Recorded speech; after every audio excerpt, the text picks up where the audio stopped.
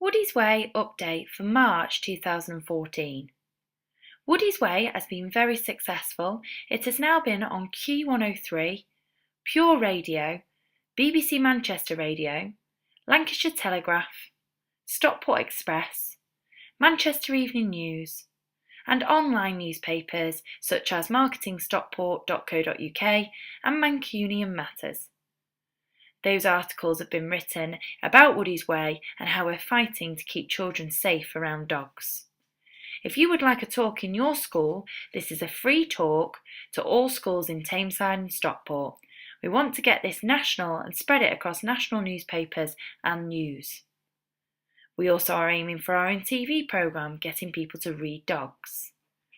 Woody recently has starred on Top Dog on Sports Relief. He competed against thousands of dogs in the auditions and managed to get through to the semi-finals. The semi-finals were where there were 72 dogs, 48 of which were pet dogs and the rest were celebrities' dogs. He competed in the game show of skill and obedience in a team of 3.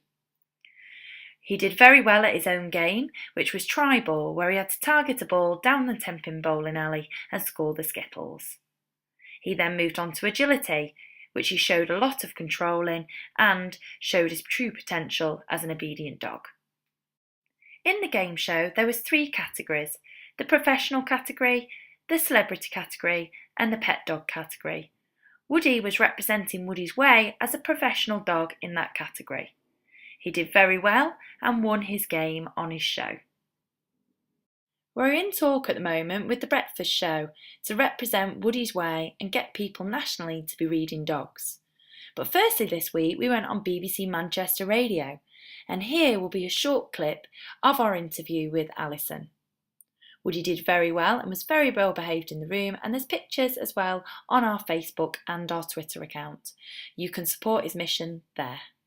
Into the studio. What a beautiful pooch.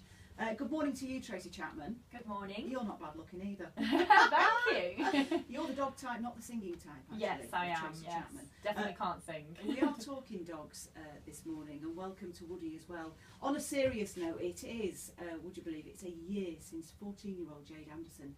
Remember when she was attacked? She was mauled to death by a pack of dogs at Atherton, near Wigan. Just one of a number of cases of youngsters being attacked and in some cases killed by dogs. But this morning we have a dog trainer in studio. This is Tracy, behavioural expert from Stockport, who started going into schools to teach youngsters how to approach dogs and what to do if they're scared of them.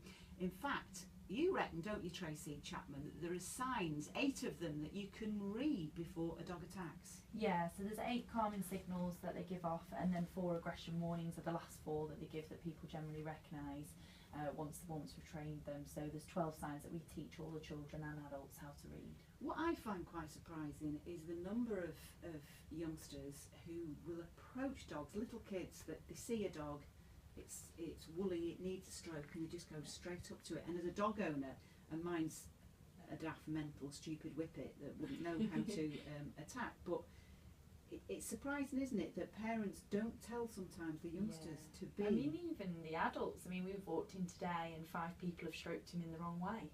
So, and that's just literally 5 minutes into the studio. How do you stroke someone? Well, every person's gone to stroke him on top of the head. Most dogs don't like that from a stranger, so they're okay with their own pet owner doing it. But for a dog to have a hand coming straight over the head when they don't know you, it's a bit like me running up to someone in the park and suddenly hugging you when I don't know you. It's actually quite daunting for a lot of dogs, that. So he straight away was looking at me going, "Mum," and giving me all the right signs, so I just give him a few biscuits to say it's alright, don't worry, and he's then fine. But luckily he's a very tolerant and relaxed dog. What is the approach?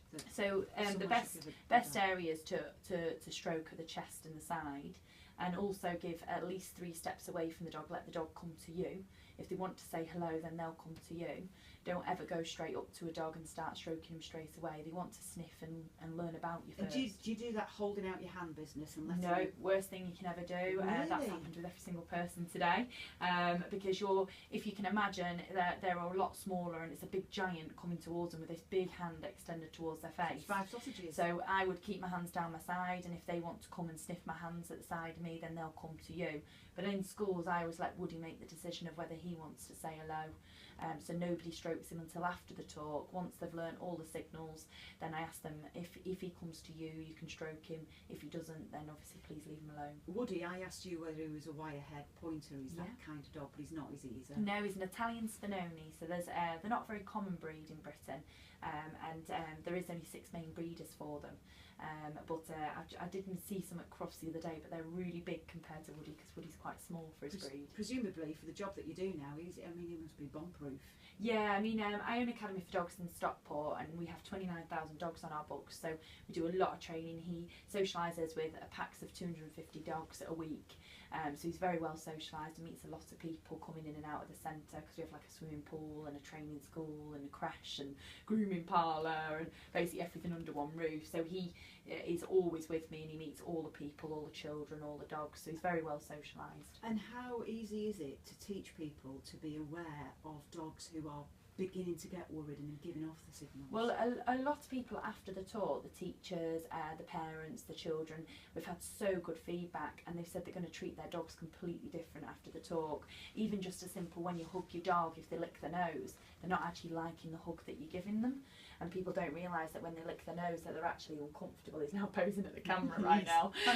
He's right. He's like, no! But yeah, he obviously likes the camera. He's not bothered with that. He is a beautiful dog. Do you find that he ends up, like the Queen always smells fresh paint wherever she goes, dogs always hear people talking like, yes, he does, yeah. He loves that voice. If any